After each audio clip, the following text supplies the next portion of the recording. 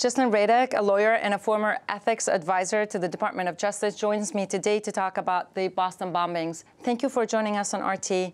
I want to start with the charges that the U.S. Said they will charge the suspect with, possession of weapons of mass destruction. What is that?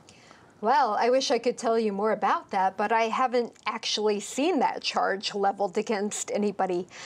It's obvious that they are considering the weapon of mass destruction to be the bombs, which they termed improvised explosive devices. So they gave it this military kind of term for what most people would consider a bomb.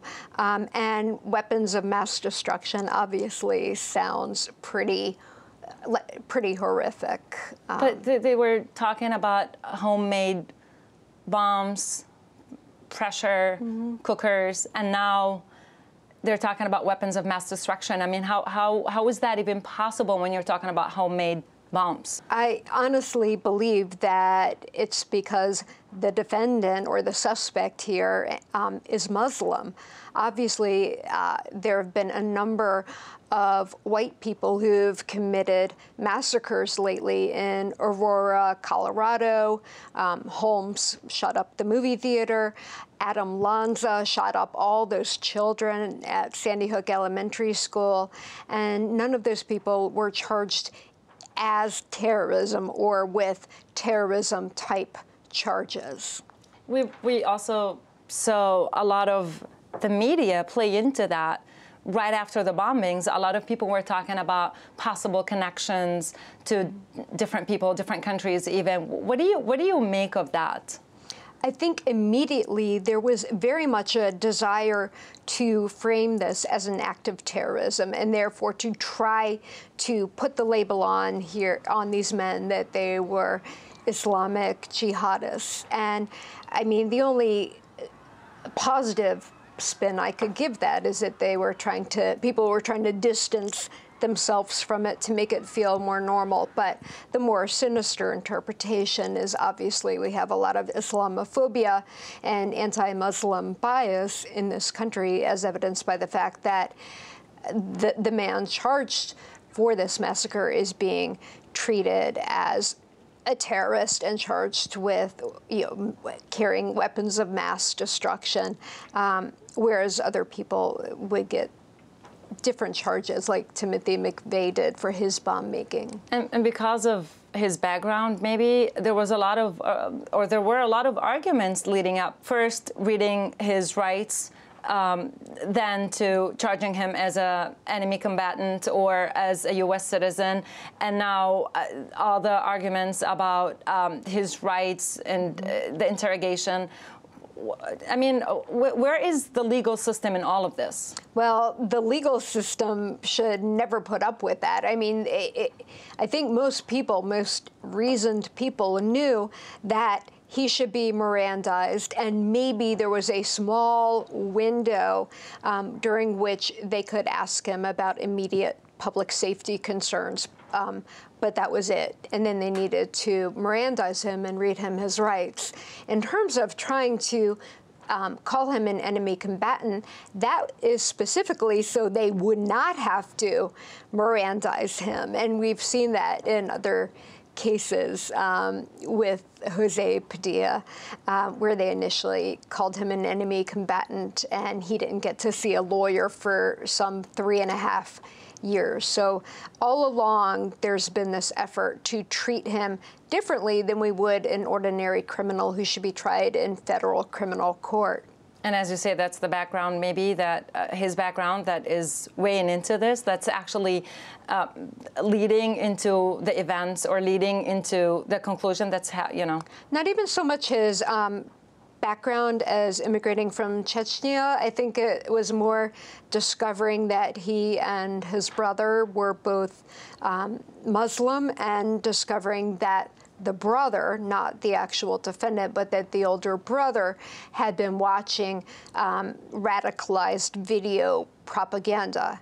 I actually watch the same stuff as part of my job in national security and human rights. So that doesn't necessarily mean you're a terrorist. Russia tried to warn the U.S., tried to tell them that they should check into this. But the minute the news came out, everybody was talking about his background. Everybody was even confusing Chechnya with the Czech Republic. What do you make of all of this? I think it was a massive ignorance on the part of Americans in terms of both geography and religion. Obviously, Islam is a peaceful religion. And doesn't believe in bloodshed, but also, yeah, the geographical confusion. I think, again, it was to immediately put this person in the category of other. This person is not like us. This person should be treated as an enemy combatant. They should not have their rights. They don't deserve to have their rights.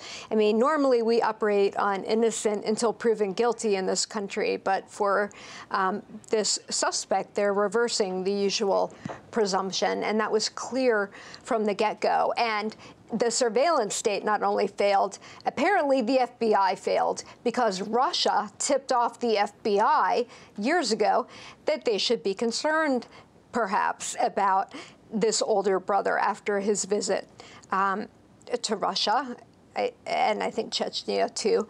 I'm not clear on that. But someone dropped the ball, and, you know, I place that at the feet of the FBI and the American government.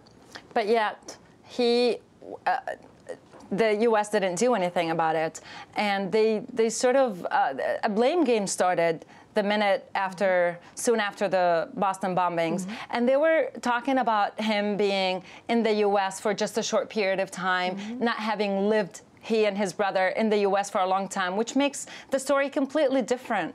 It really does. I mean, the narrative that they tried to feed everyone from the get-go was that they had recently come to the U.S. and that they were radical Islamic jihadists. And as the story evolved and you learned, wow, they came over here, the suspect who's been charged was 9 years old. And then you get senators saying, like Senator Grassley saying, we need to be tougher on immigration. Well, what are you going to do? Ask a 9-year-old if they have a propensity for terrorism? And the younger brother seemed kind of to be following the older brother. If anyone was more radicalized, it seemed like perhaps the older brother was. Would you consider this a case of domestic terrorism because they've been living in the U.S. for a long time? I would, in terms of Oklahoma City bombing by Timothy McVeigh was domestic terrorism, but I don't think he was actually charged with anything like weapons of mass destruction, even though he improvised filling a truck with fertilizer and causing far more deaths by an order of magnitude compared to the 3 people that unfortunately died in this incident. So you could call it domestic terrorism, but the charges for McVeigh certainly didn't sound almost like warlike charges. The U.S. since 9/11 beefed up its spending on security, yet something as big as the Boston bombings happened. Has the U.S. failed? I believe this was a massive failure of the surveillance state that we've created in America. Since 9/11, we have spent over $700 billion on national security, and a lot of that is surveillance with video cameras, with massive data collection, with fusion centers, and none of those have helped to deter or detect any terrorist plot. And while the surveillance video was useful in reconstructing what happened after the fact, it didn't prevent it. Do you think the U.S. will turn to more surveillance? They will increase the surveillance in the U.S. after this attack? Unfortunately, I think that will be the myopic reaction in America. Not to say why did surveillance fail to detect, but rather to, yes, have even more surveillance, which would be a really unfortunate outcome. The U.S. seemed divided over the Boston, not over what should happen and how, but over the legality of the procedures. And while some congressmen called to call him as an enemy combatant and to try him as an enemy combatant, others were like, we cannot there is a constitution, and we should just uphold the constitution. Where is this going to take the debate in the U.S., do you think? You know, we've been having this debate since 9/11. I happen to have been the whistleblower in the case of the American Taliban, John Walker Lindh, and that was a few months after 9/11. And back then they were talking about whether or not to charge him or call him an enemy combatant or an unlawful belligerent, and whether or not to Mirandize him. I mean, that's what I eventually blew the whistle on, was the fact that they would not let him see his lawyer. And then when they eventually did Mirandize him, they told him, but there are no lawyers here in Afghanistan. So this debate's been going on. I feel like the law is pretty settled that you can't just designate someone, an American in particular, as an enemy combatant and do whatever you want with them. You have to go to court. And I think Padilla's lawyers understood that this was going to eventually end up in court. And that's why they finally allowed him counsel and charged him.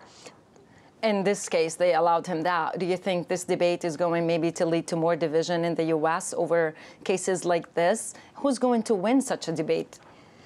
Right now, unfortunately, the people who've been dismantling our Constitution and due process rights for defendants and for all American citizens in terms of civil rights and liberties, they're going to be the loser in this case. I think there will be renewed measures in Congress for designating people as enemy combatants and new definitions of terrorism that they're not going to be explicit, by saying, oh, okay, if a Muslim person does it, but they'll say Al-Qaeda and associated forces and anyone connected thereto, or something that makes it so broad it could encompass someone watching a video, which, like I said, I watched it this morning because I wanted to see what video the brother had apparently watched that inspired him to do this, supposedly.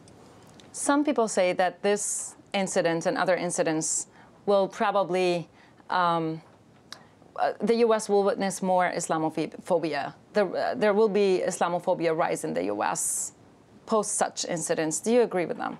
Unfortunately, I do, because as you noted from the very beginning, the narrative started to form to place these suspects, one or more, into another camp, and in particular into a terrorist camp. And while the president initially was very careful not to call this an act of terrorism and not to use that word casually, by the next day he was calling it an act of terror. And there started to be rumors about them having come from Chechnya, which is not normally that. It has a large Islamic presence, but is not normally associated with Al-Qaeda. I feel like from the very beginning, there was the best case scenario in a lot of people's minds would to have them be Muslims who had become radicalized and did this as part of jihad. I think that was there from the get-go, and unfortunately, I think this will only increase people's tendencies towards Islamophobia, and that's really unfortunate. Thank you so much for joining us on RT. Thank you. Thank you.